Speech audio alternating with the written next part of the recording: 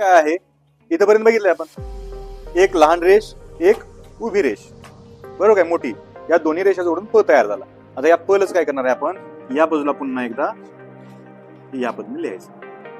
म्हणजे काय फक्त वाढवलं, या बाजू, हे फक्त या बाजू, हे असं वाढवलं. क आपण लिहिला ना, क बघितलाय का, आपण क लिहिला, क मधलं या बाजूला जे काढलं आपण तेच आपण इथं प मध्ये वाढवायचं, प मध्ये ती वाढवायचं आहे.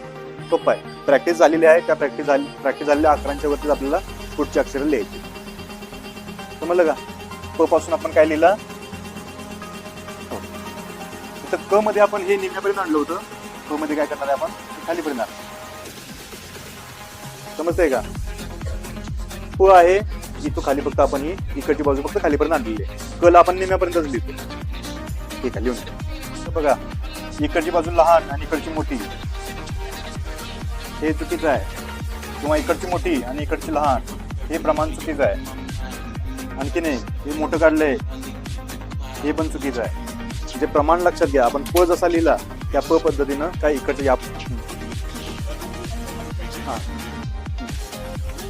हा